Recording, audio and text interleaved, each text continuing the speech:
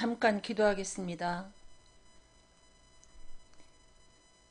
하나님께서 친히 말씀하시기를 나는 치료하는 여호와임이라 말씀하시고 예수님도 이 땅에 오셔서 병든 자를 고치신 것을 저희들이 기억합니다.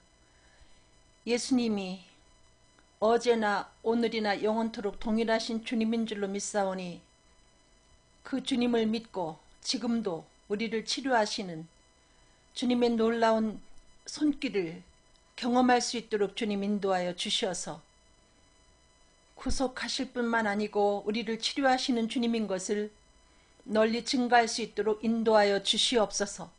이 시간도 이 말씀을 듣고 성령으로 예수를 그리스도로 영접하는 귀한 역사가 이루어지게 인도하여 주셔서 구속함을 얻고 치료받는 귀한 역사가 있도록 우리 주님 인도하여 주시옵소서. 감사하며 예수 그리스도 이름으로 간절히 기도드렸습니다. 아멘. 저의 간절한 마음이 기도 중에 너무나 세게 표현돼서 여러분 약간은 좀 제가 어색한데요. 오늘은 지금도 고치시는 하나님에 대해서 말씀을 전하고자 합니다. 마태복음 19장 2절에 큰 무리가 따르거늘 예수께서 거기서 그들의 병을 고치시니라. 우리는 2000년 전에 예수님이 이 세상에 오셔서 그 많은 병든 자를 고치신 것을 성경을 통해서 복음서를 통해서 익히 듣고 있습니다. 그러나 오늘날도 많은 사람들이 그때는 그와 같은 기적이 있었지만은 지금 예수를 그리스도로 믿는 사람들에게 그 기적은 해당되지 않는다. 스스로 생각하고 체념하고 병이 들었음에도 불구하고 주님께 고침을 받지 못하는 경우가 종종 있습니다. 여기 마가복음 5장 34절에 예수께서 이르시되 딸아 내 믿음이 너를 구원하였으니 평안히 가라. 내 병에서 놓여 강건할지어다. 이 말씀은 제가 지금으로부터 거의 40년 전, 아니 40년 전 아니고요. 죄송합니다.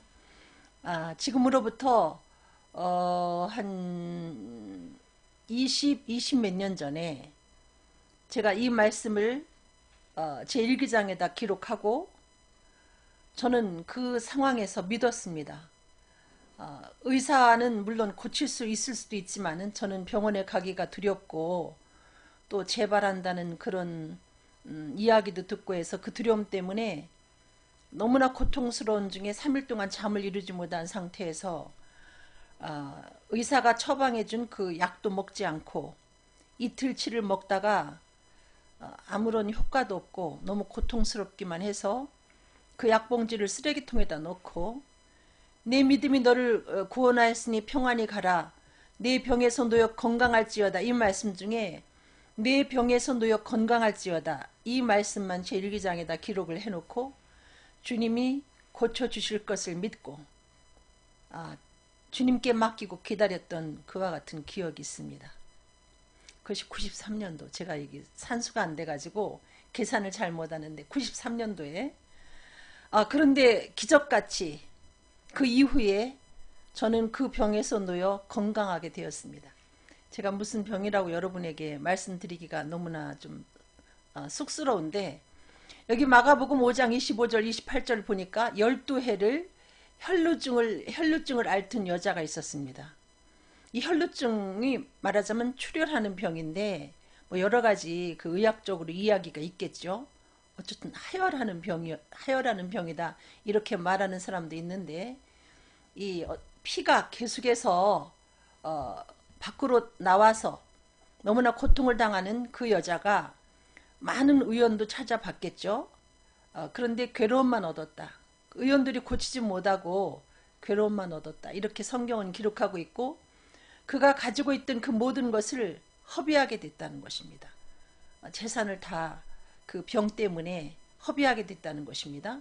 그리고 아무 효염도 없고 도리어 이 병원 저 병원 이 의원 저 의원 찾아다니면서 더 중하여졌던 차에 예수님의 선물을 듣고 무리 가운데 섞여서 뒤로 와가지고 예수님의 옷가에 손을 댑니다. 손 댈 때 그냥 댄 것이 아니라 내가 예수 그리스도의 그 옷에다 손만 대도 내 병이 고침받겠다. 내가 그 병에서 놓여 구원을 얻을 것이다. 이와 같은 믿음을 가지고 그가 몰래 예수님 옷에다가 손을 댔더니 나음을 얻게 되었습니다. 예수님은 우리들에게 뭐라고 말씀하시는가 하면은 내가 믿으면 하나님의 영광을 보리라. 예수님이 하신 말씀입니다. 그 죽은 나사로를 놓고 그 나사로의 그 누이들에게 하는 말씀입니다. 내가 믿으면 하나님의 영광을 보리라. 저도 이 여자는 그 12해 동안 혈루증으로 고생을 했지만은 저는 20년이 넘도록 요즘에 그 흔한 여러분 저만 이런 그 병을 갖고 있었겠습니까? 치질로 인해서 지금도 많은 사람들이 고통을 얻는데 저도 20년 동안 이 치질을 갖고 있으면서도 제가 예수를 영접하고도 다른 병은 하나님께 기도하고 고침을 받는데 저는 이상하게도 이 치질에 대한 기도는 잘 되질 않았습니다. 왠지 하나님도 치질은 못 고쳐줄 것 같고 이게 너무 오래된 것이고 제가 하나님의 그 능력을 제한하는 것이 아니라 제 병이 너무 오래되다 보니 저야말로 병이 중하다 보니 글쎄 다른 폐렴 같은 거는 기관지염 같은 경우는 주님이 고쳐주셨지만은 과연 이것은 고칠 수 있을까 이런 그 의심이 생기고 여의도 그 순복음교회 유명한 목사님이 그 치질을 고침받았다는 간증을 했다는 얘기를 제가 듣고도 저는 그걸 믿지 못했습니다. 그런데 20년 전에 제가 93년도에 너무나 고통스러운 나머지 이제 병원에 가서 수술 날짜를 잡고 일주일 후에 가서 수술하기로 돼 있는데도 왠지 저는 그 수술이 마음이 놓이지도 않고 그 수술 날짜까지 기다릴 만큼 제 건강도 허락하지 않고 잠을 잘 수가 없으니까요.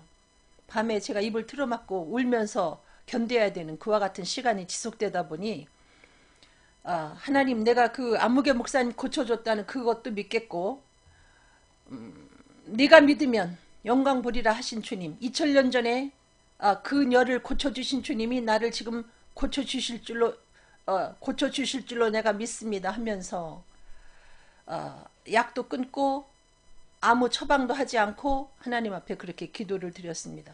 내가 믿으면 하나님의 영광을 보리라 저한테 약속하지 않았습니까? 사람으로 할 수 없을 때 하나님은 다 하실 수 있다고 하시지 않았습니까? 치료하시는 여호와라고 말씀하시지 않았습니까? 하나님이 나를 고쳐주고자 하면 어제나 오늘이나 영원토록 동일하시다고 히브리서에 약속하신 주님이 나를 고쳐줄 줄로 믿습니다 하고 그냥 울면서 버텼습니다. 그 결과 저는 20년 동안 넘도록 고생하던 중한 그 치질이라는 병에서 의사도 그 당시에 그 유명한 대한민국의 그 암흑의 서울에 있는 병원에서도 제 상태가 아주 깊어서 당장 수술을 해야 되는데 그 수술 날짜를 받아놓은 사람들이 너무나 많아서 저를 일주일 후에 그것도 특별히 불쌍하니까 제가 하도 울고 있으니까 특별히 일주일 후에 수술하기로 약속을 잡아놓은 그와 같은 상태였습니다. 근데 하나님은 칼도 대지 아니하고 약도 먹지 못하게 하고 저를 완전하게 고쳐주셨습니다. 12해 동안 출혈하던 그 여인을 고쳐주신 것처럼 또 18해 동안 귀신 들려서 꼬부라져 조금도 펴지 못하는 한 여자를 고쳐주신 것처럼 그 누가복음 13장 11절에 나오는 18 동안 귀신 들려 이렇게 되어 있는데 여러분 이 심신이 병약해서 18 동안 그 우울증이라든지 혹은 다른 병에 걸려서 심신이 약해지면서 자꾸 오그라들고 꼬부라져서 고생하던 여인이 고침받은 것을 알 수 있는데 지금도 더러운 귀신에게 고난받는 사람들이 있습니다. 누가복음 6장 18절에 있는 것처럼 이 더러운 귀신들이 우리를 짜증나게 하고 정말 너무나 고통스럽게 만듭니다. 그래서 요즘에 우울증 때문에 약을 복용하는 사람들이 많은데 우리 예수님은 육체만 고치는 것이 아니라 외과적인 그 치료만 하시는 것이 아니라 내과적인 치료도 하시고 또 정신과 치료도 하시는 주님인 것을 알 수 있습니다. 마태복음 10장 1절에 예수께서 그의 12제자를 부르사 더러운 귀신을 쫓아내며, 이 나쁜 거를 갖고 오는 것은 분명히 성령이 가져다 주는 것이 아닙니다.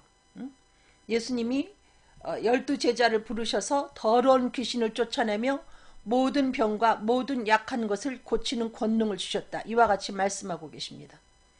예수님은 친히 고치실 뿐만 아니고 예수 그리스도를 믿는 자에게 귀신을 쫓아내며 모든 병과 또 심신이 약한 이 모든 것들을 고칠 수 있는 권능을 주셨다. 이와 같이 말씀하고 계십니다. 그러니까 그리스도를 믿는 그 사람에게는 이미 주님의 권세가 주어진 것입니다. 그 권능이 성령을 통해서 그에게 임한 것인데 우리는 그것을 사용하지 않기 때문에 효과를 보지 못하는 것입니다. 그 엘리야가 안고 있던 엘리사가 안고 있던 그 자기 선생이 던져준 그 겉옷을 요단강에서 다시 자기 선생의 한 대로 그와 같이 물을 치니 요단강이 갈라지는 역사가 이루어진 것처럼 예수님은 우리들에게 성령을 통해서 귀신을 내어 쫓고 병든 자를 고치는 권능을 주셨는데 우리가 그 나사렛 예수 그리스도의 이름이라는 그 옷을 가지고 예수님을 따라서 똑같이 행하지 않기 때문에 그와 같은 기적을 오늘날 경험하지 못하는 것입니다. 마가복음 9장 25절 예수께서 그 더러운 귀신을 꾸짖어 이르시되 말 못하고 못 듣는 귀신아 내가 네게 명하노니 그 아이에게서 나오고 다시 들어가지 말라 하시며, 여러분 귀신은 나가주세요 하고 권하는 것이 아니라 귀신은 꾸짖어야 되는 것을 우리들에게 말씀하고 있습니다. 그리고 귀신한테는 명령하는 것입니다.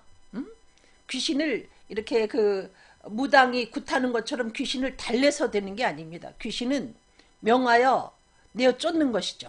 꾸짖어서 내어 쫓는 것입니다. 예수님이 그렇게 하시지 않습니까? 그 아이에게서 나오고, 그것도 아주 그 치밀하게 아주 자세하게 귀신에 대해서 명령하신 것을 알 수 있습니다.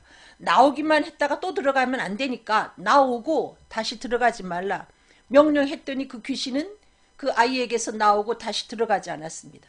우리도 귀신을 그 명하여 기도할 때 이처럼 상세하게 기도해야 되는 줄로 압니다. 아이들이 자다가 그 가위 눌리는 경우가 있습니다. 또 본인도 가위 눌릴 때가 있을 때 그냥 자지 말고 우리도 예수님처럼 그 귀신을 명예에서 내쫓고 다시 나를 찾아오지 마라 이렇게 얘기를 해야 귀신이 다시 가위 눌리지 못하도록 우리 곁에서 도망가는 줄로 압니다. 사도행전 16장 18절 바울이 심히 괴로워하며 돌이켜 그 귀신에게 이르되, 바울이 예수님을 따라서 한 것입니다. 예수 그리스도의 이름으로 내가 네게 명하노니 그에게서 나오라 하니 귀신이 즉시 나오니라. 우리는 예수님이 아니기 때문에 귀신아 얼른 나와라, 내가 너한테 명령하노니 꺼져 이렇게 해서 되는 게 아니고 우리는 예수 그리스도의 이름을 사용해야 됩니다. 우리는 예수 그리스도의 제자이고 예수 그리스도를 귀신이 무서워하기 때문에 우리는 예수 그리스도 이름으로 내가 네게 명령한다, 그에게서 나오라 하고 우리도 예수님을 따라서 그처럼 명하면 바울이 그처럼 이야기했을 때 귀신이 즉시 나오듯이 우리를 통해서도 귀신이 도망가는 귀한 역사가 나타나게 된다는 것입니다. 한 나병 환자가 나와 절하며 이르되 주여 원하시면 저를 깨끗하게 하실 수 있나이다 하거늘, 제가 그 치질을 치료를 받고 잘 살다가 어느 날부터 제가 언제부터인지 약간 그 치질 증세가 다시 보이는 것을 느꼈습니다. 그 뒤로 오랜 후에 근데 제가 그럴 때마다 뭘 생각했냐면은 예수님이 날 고쳐준 걸 내가 자꾸, 이게 또 말하기 간증하기가 좀 민망하지 않습니까? 뭐 다른데 고쳐줬다면은 자주 간증할 때 이야기를 하는데, 제가 성경 공부할 때 그 하나님의 말씀의 그 위력에 대해서 말씀을 전할 때 반드시 그 일과에서 제가 이 치질 얘기를 해야 되는데 어느 때부턴가 이게 쑥스러운 이야기라서 이것을 제가 포켓 속에 감춰서 꺼내지를 않게 되었습니다. 그때마다 주님이 저한테 너 자꾸 내가 고쳐준 거 이렇게 감추고 너 부끄럽다고 너 창피하다고 이야기 안 할래? 하는 것 같은데도 불구하고 이게 너무나 그 민망한 간증이라 제가 그걸 했다가 안 했다가 어느 날부터는 안 하기 시작했는데 하나님이 섭섭하셨는지 아니면 제가 작년 이맘때 어떤 생각을 했는가 하면 이제 복음 그만 전해도 되지 않을까. 응? 이제 나는 은퇴한 건데 주님 날 좀 봐주십시오. 나는 은퇴했습니다 하고 그 마음으로 제가 그 복음 전하는 일을 안 하려고 생각을 했습니다. 하나님의 종들이 많은데 이 나이에 내가 이제 은퇴해야 되는데 주님 날 좀 봐주시죠. 이 생각을 하고 얼마 안 있다가 제가 정말 죽을 뻔한 경험을 했습니다. 치질로.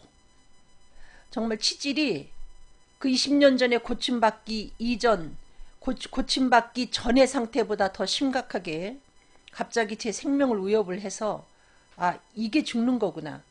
이건 뭐 수술해서 낫겠다. 뭐 이렇게 되질 않았고요. 이거 죽겠구나. 치질로도 사람이 죽네? 이렇게까지 제가 가게 되었습니다.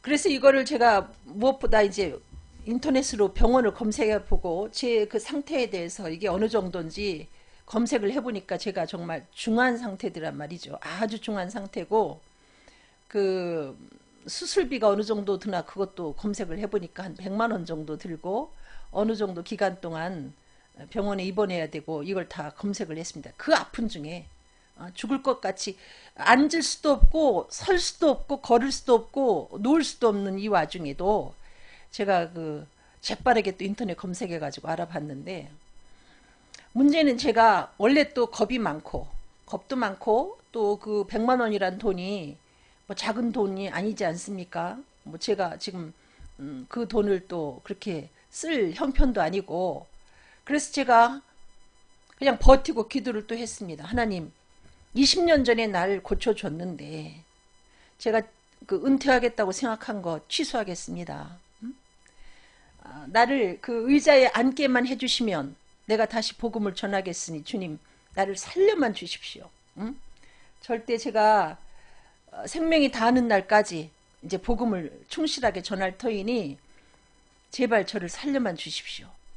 그러면서 어떤 기도를 했냐면 주님이 날 고쳐주시고자 하시면 지금도 주님은 나를 낫게 하실 수 있습니다. 이 그 나 환자가 한 기도처럼 아마 이 나 환자하고 저하고 상태가 비슷하지 않았을까 이렇게 생각을 하는데 주여 원하시면 주님이 원하시면 저를 20년 전처럼 깨끗하게 고칠 수가 있습니다. 이렇게 기도를 하고 만약에 주님이 나를 안 고쳐주시면 또 그거는 병원의 의사의 손을 통해서 고침받으라고 하는 사인인 줄로 알고 제가 돈 싸들고 어쩔 수 없이 병원 가야 되지 않겠습니까? 이렇게 하고는 약도 먹지 않고 어떤 처방도 하지 않은 상태로 기도를 했습니다. 그렇다고 하루 종일 밤새도록 기도한 게 아니라 그냥 주님께 맡기고 주님은 하실 수가 있습니다.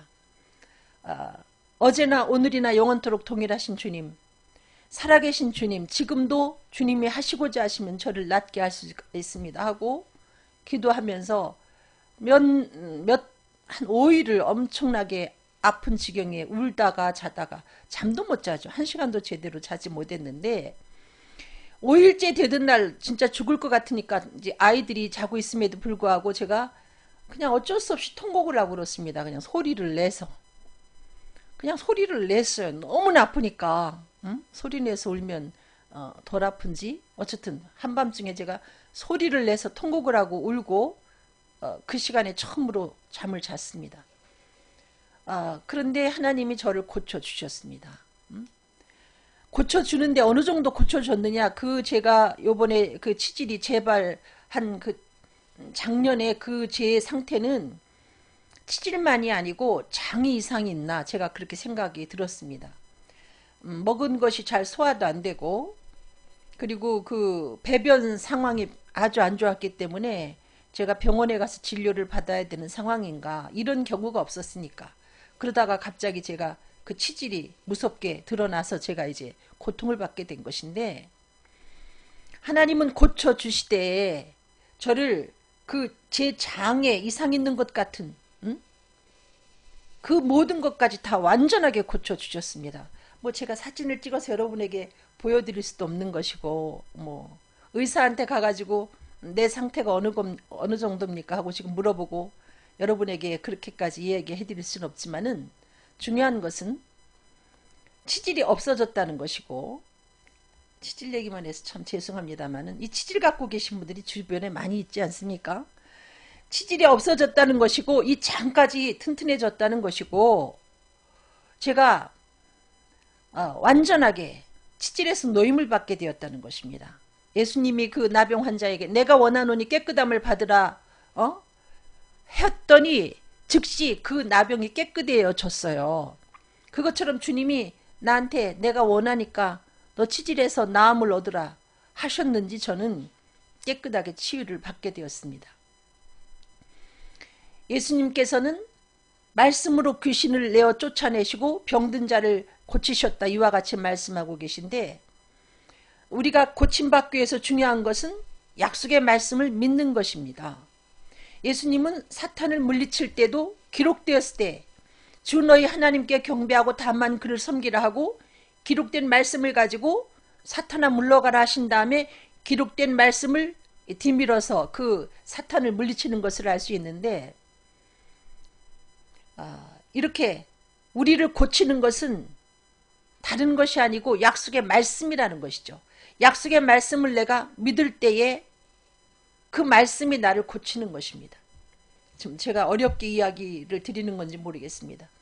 제가 좋아하는 말씀 중에 시편 107편 20절, 그가 그의 말씀을 보내어 그들을 고치시고, 그 옛날 그 우리 그 전래 동화에 그 오누이가 그 호랑이가 자기를 쫓아오니까 감나무에 올라가 가지고 우리를 살려주려거든 뭐 새 동아줄을 내려주시고 뭐 이렇게 하지 않습니까?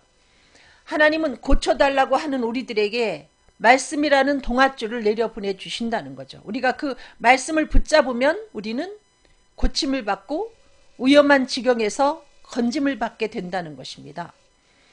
하나님의 말씀은 살았고 운동력 있다.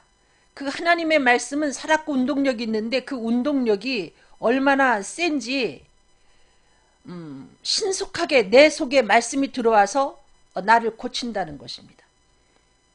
운동력이 있어 좌우의 날선 어떤 검보다도 예리하여. 저는 그 좌우의 날선 검이 얼만큼 예리한지 그 보디가드라는 영화에서 봤습니다. 그 검 위에다가 실크 스카프를 딱 던지니까 그 예리한 칼날에 실크 스카프가 딱 두동강이 나는 것을 보았습니다. 하나님의 말씀은 이처럼 어떤 검보다도 예리해서 우리에게 다가오는 마귀도 물리치고 우리의 혼과 영과 및 관절과 골수가 병들었을 때에 우리를 이 말씀의 메스를 통해서 찔러 쪼개서 온전히 고친다는 것입니다. 중요한 것은 또 마음의 생각과 뜻을 감찰하나니, 이 하나님의 말씀은 아주 그 유능한 의사와 같은데 오진하지 않고 정확하게 진단을 하고 우리를 치료하신다는 것입니다.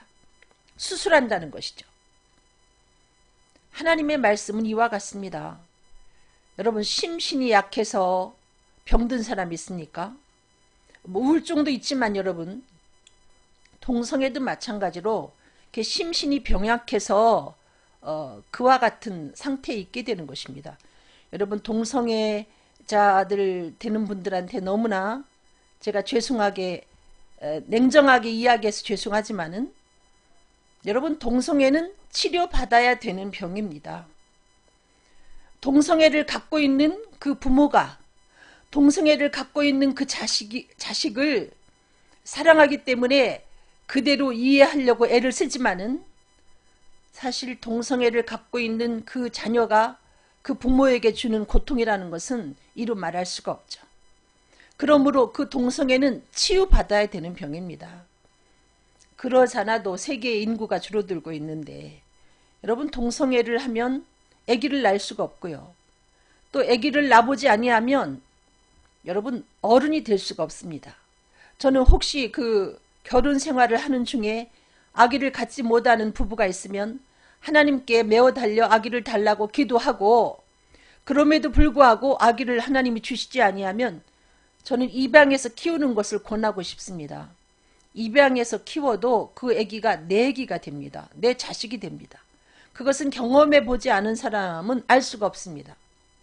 저는 잠시 동안 그 제 조카 아기를, 제가 갓난 아기를 1년 동안 키워본 경험이 있기 때문에 정말 그 입양해서 키우면, 현재 예를 들면 내가 내 아기를, 내 자녀를 갖고 있고 입양을 한다 해도 내 자녀와 입양한 아이와 결코 차별이 있을 수가 없고요.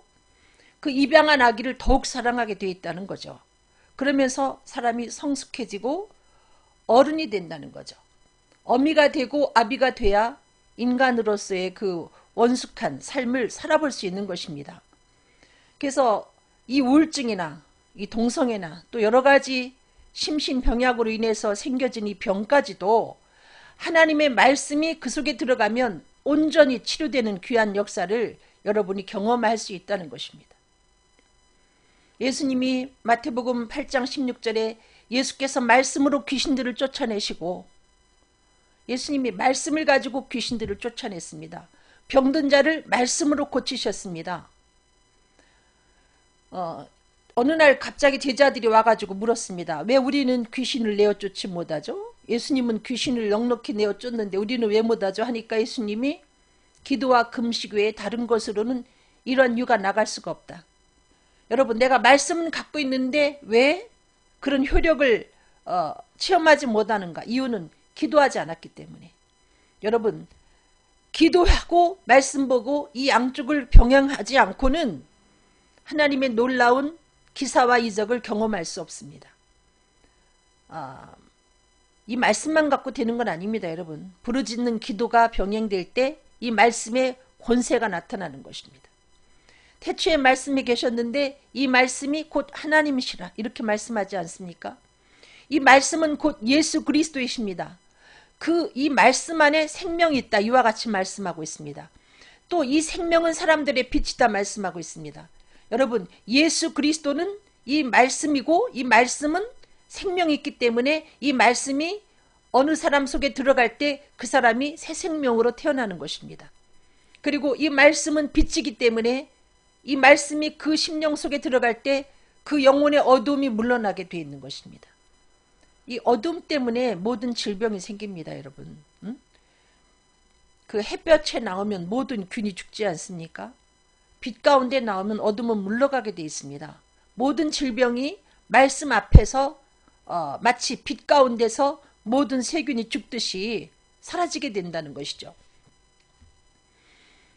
예수님은 본래는 말씀으로 태초에 하나님과 함께 계셨는데 그분이 육신을 만들어서 입고 오신 분이 바로 예수 그리스도입니다. 그분이 바로 하나님의 외아들 예수라는 것입니다. 그래서 이 복음서가 우리들에게 주어졌는데, 복음서 아시죠? 마태복음, 마가, 누가, 요한복음이 주어졌는데 이 성경을 우리들에게 주신 이유가 뭐냐? 오직 이것을 기록함은 너희로 예수께서 하나님의 아들 그리스도이심을 믿게 하려 하며 또 너희로 믿고 그 이름을 힘입어 생명을 얻게 하려 함이라. 말씀은 생명인데 그 생명 되신 말씀이 육신을 입고 오신 분이 예수 그리스도입니다. 그분이 오셔서 여러 가지 복음도 전하시고 병든 자를 고치시고 그 다음에 승천하셨습니다. 우리 죄를 해결하고 돌아가신 다음에 부활 승천하셨는데, 우리들에게 이 복음서가 주어진, 복음서 말고도 이 모든 성경에 주어진 목적은 우리로 하여금 그 예수가 생명 대신 하나님의 아들 그리스도이심을 우리로 하여금 믿게 하려고 이 성경을 우리들에게 주셨다는 것입니다. 예수를 우리가 살아계신 하나님의 아들이고 우리의 죄를 위해서 죽으시고 다시 사신 나의 구세주로 믿게 될 때에 비로소 우리는 새 생명을 얻게 된다는 겁니다. 그에게 영생이 주어지는 것입니다.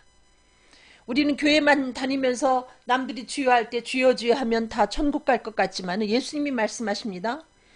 주여 주여 하는 자마다 천국에 다 못 간다.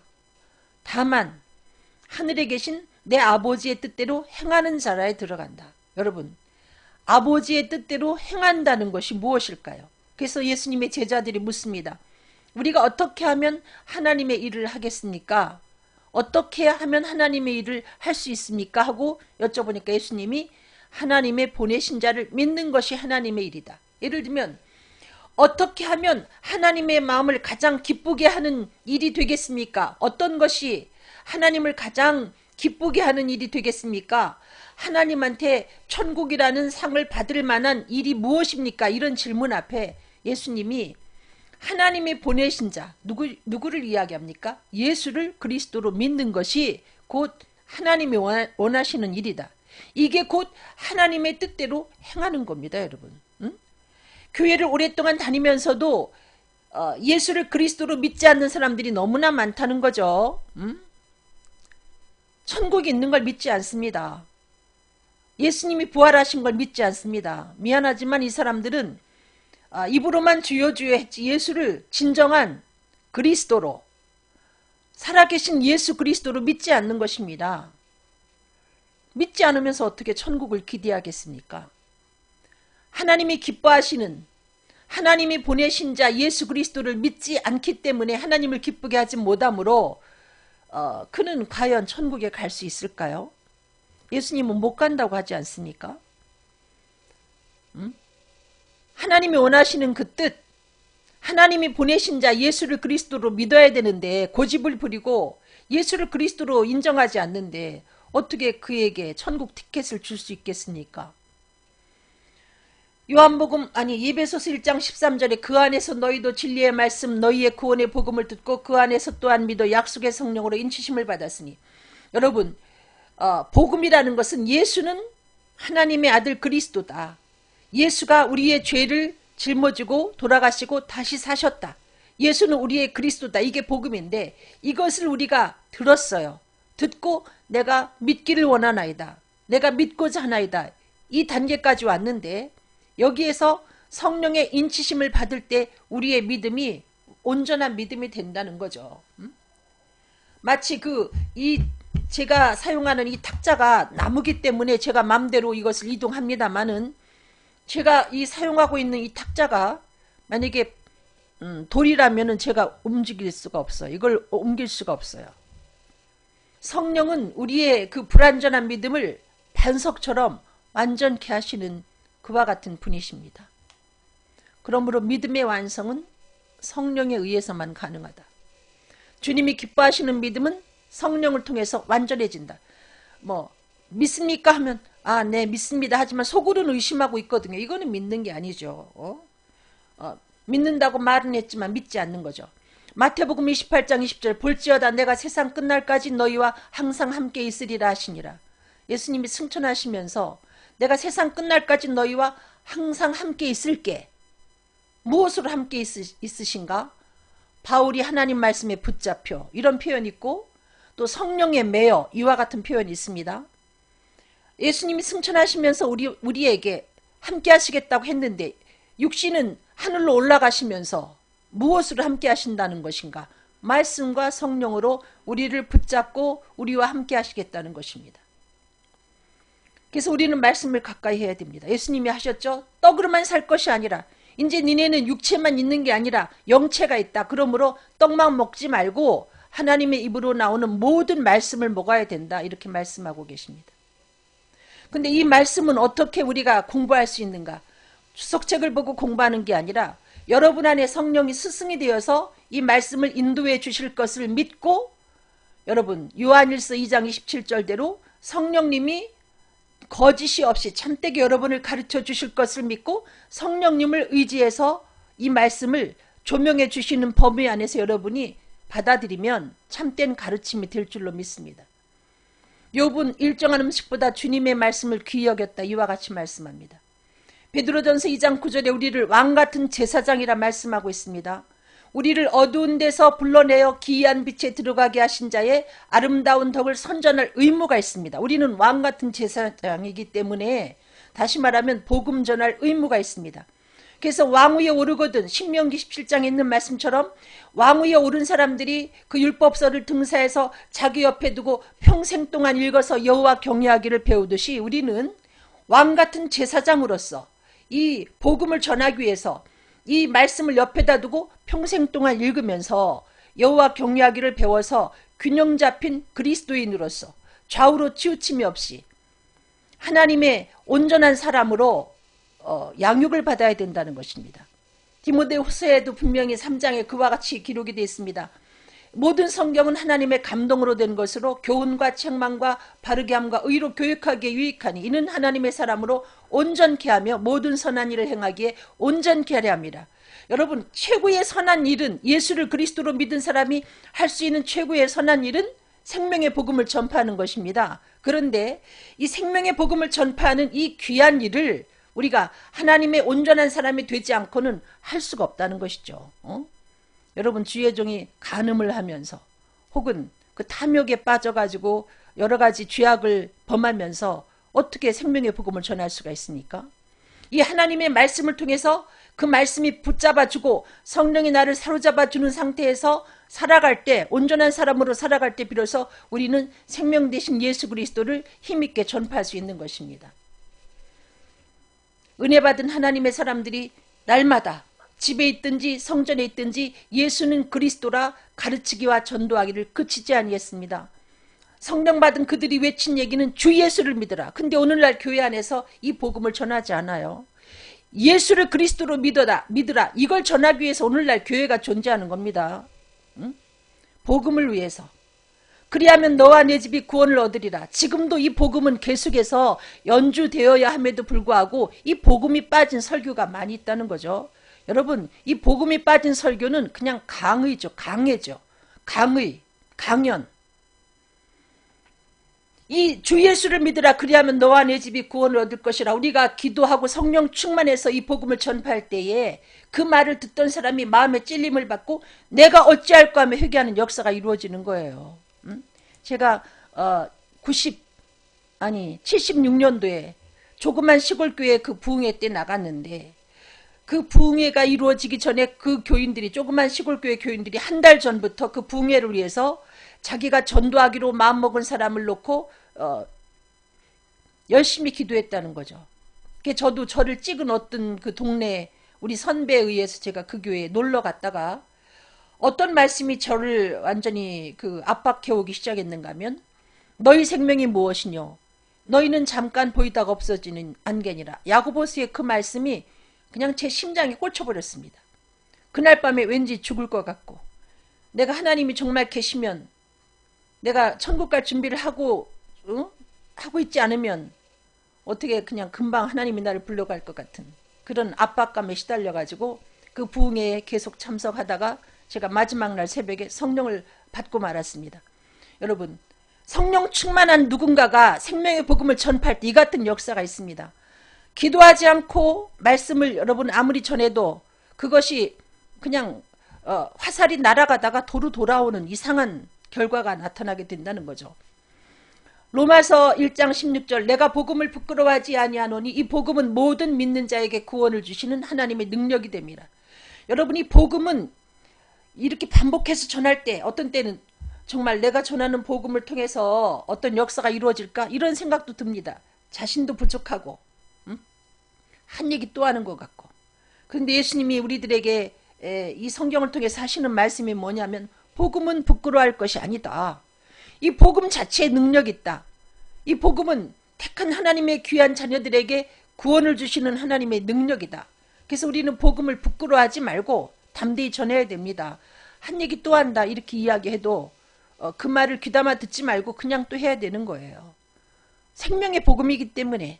예를 들면 어떤 사람이 그 바닷가에서 인명 구조를 하고 있는데 한 사람을 구했습니다. 근데 또 어떤 사람이 빠졌어요. 또 구하고 또 구하고 또 구했습니다. 하루 종일 사람을 구하는 일을 한다고 봅시다. 그 사람이 자기 자신에게 나는 매일 이 일만 할 수 있어? 나는 매일 똑같은 일을 할 수 없어. 그렇게 생각한다든지 옆에서 바라보는 사람이 당신은 왜 매일 그 일만 해? 이렇게 말하는 것과 똑같은 것입니다. 여러분, 생명의 복음이라는 것은 사람을 건지는 거기 때문에 물에 빠져 죽어가는 그 사람을 건지는 그 인명 구조 작업과 똑같은 거기 때문에 누가 뭐라 해도 그것은 부끄러워하지 아니하고 계속해야 된다는 겁니다. 예수님이 나사렛 예수에게 하나님이 성령과 능력을 기름 붓듯 하신 이유는 돌아다니며 착한 일, 복음 전하라고. 그리고 마귀에게 눌린 모든 자를 고치라고. 여러분이 생명의 복음을 힘있게 전하면 실제로 우리를 통해서 마귀에게 눌린 자들이 고침받는 역사가 이루어지는 것을 여러분이 목도하게 된다는 겁니다. 아셨어요? 복음을 열심히 전하면 귀신 들린 사람을 옆에 갖다 놓을 때 그에게서 귀신이 떠나는 것을 여러분이 목도하게 된다는 거죠. 어떤 자가 그 일을 할 수 있는가? 생명의 복음을 성령 충만해서 전파하는 그가. 사도행전에 보면은 이 사도 바울이 아침부터 저녁까지 자기 집에 유숙한 그 집에 찾아오는 사람들에게 말씀을 강론했습니다. 그런데 그 사도 바울이 훌륭했던 점은 모세의 율법과 선지자의 말을 가지고 예수를 거기서 꺼내가지고 예수의 복음을 전파했다는 거죠. 우리는 어떤 본문을 가지고 설교를 하든지 그건 상관이 없습니다. 어느 본문을 정하는가 그건 상관이 없습니다. 그러나 정한 그 본문 속에서 예수 그리스도를 꺼내야죠. 꺼내서 예수 그리스도의 복음을 전해야죠. 이유가 뭐냐? 성경의 주인공이 예수 그리스도이고 성경의 기록 목적이 예수가 하나님의 아들 그리스도이심을 믿게 하려고 기록했기 때문에 우리는 그 본문을 가지고 예수는 하나님의 아들 그리스도다 이걸 전파해야 된다는 거죠. 이유는 그 자리에 앉은 사람 중에 아직도 거듭나지 못한 사람이 있기 때문에, 영생을 얻지 못한 사람이 있기 때문에. 아셨습니까? 죽은 사람 살리는 것이 더 우선한 거죠. 이미 살아있는 사람을 건강하게 만드는 그 일도 중요하지만은 죽어있는 사람을 살리는 것이 무엇보다 우선돼야 되기 때문에 이 생명의 복음은 어떤 본문을 가지고 어떤 본문을 선택해서 우리가 전할지라도 빼놓지 말고 전해야 된다는 것입니다. 예수님은 우리를 위해서 처소를 예비하기 위해서 하늘나라에 가 계십니다. 그래서 우리가 있어야 될 처소를 예비하신 다음에 다시 와서 우리를 그곳에 있게 하시겠다고 말씀하고 계십니다. 그래서 우리는 언젠가 주님이 예비하신 그곳에 들어가 살아야 돼요. 하나님의 장막이 그곳은 사람들과 함께 있고 하나님이 그들과 함께 있다. 이렇게 요한계시록 21장에 기록하고 있습니다. 그리고 그들은 하나님의 백성이 되고 하나님은 친히 그들과 함께 계셔서 모든 눈물을 그 눈에서 닦아주시니, 지금 새 대통령이 그 국민들의 그 눈물을 닦아주려고 애를 쓰지만 인간이기 때문에 한계에 부딪히게 돼 있죠.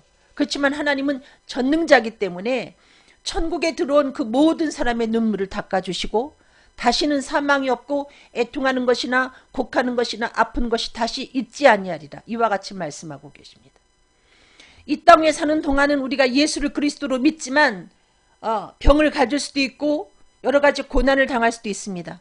중요한 것은 어제나 오늘이나 영원토록 동일하신 주님이 지금도 우리가 믿고 주님을 의지하기만 하면 우리를 건지시고 치료하신다는 것입니다. 무슨 병이라도 우울증이라도 또 그보다 더 남에게 말하기 어려운 병이라도 주님은 고치십니다. 성중독자. 사람은 고칠 수가 없어요. 여러분, 성중독이라는 것이 어디에서 오는가? 심신이 병약해서 오는 것입니다. 스스로 자꾸 자기를 확인하고 싶은 거죠. 이 얘기는 자기 자신에 대한 자신감이 부족하기 때문에. 자기 자신에 대한 자신감이 있는 사람은 성중독에 빠지지 않습니다. 무언가 자기가 부족하다고 생각하기 때문에 여기저기 가서 자꾸 확인하고 싶은 거죠. 그러다 보니 성중독이 돼버린 것입니다. 그 성중독 같은 무서운 질병 가운데서도 주님은 말씀을 보내서 우리를 고치시고 건져내신다는 것입니다. 믿기만 하면, 동일하신 주님을 믿기만 하면, 사람으로 할 수 없는 것을 하나님은 능히 하신다는 것을 믿기만 하면 여러분은 지금도 하나님이 고치시고 여러분을 치료하시는 그 놀라운 역사, 죄만 사하시는 것이 아니라 우리를 고치시는 귀한 역사를 경험할 수 있다는 것입니다. 기도하겠습니다. 사랑이 많으신 주님, 많은 사람들이 질병 가운데 고통을 받고 있습니다. 잠을 자지 못하는 사람도 있고 또 거동이 불편해서 밖에 출입도 못하는 사람도 있고 또 남에게 말하지 못하는 아픔을 안고 사는 사람도 있는데 예수님은 고치시는 분이고 죄만 사하시는 것이 아니라 치료하시는 여호와라고 말씀하셨는데 지금도 고치시는 주님이라고 우리들에게 말씀하고 계십니다. 어제나 오늘이나 영원히 동일하신 주님, 그분이 지금도 우리를 고치신다는 것을 믿고 말씀을 보내사 우리를 치료하시는 주님을 의지하여서 치료받게 하여 주시고 간증하게 하여 주시옵소서. 감사하며 예수 그리스도 이름으로 간절히 기도드렸습니다. 아멘.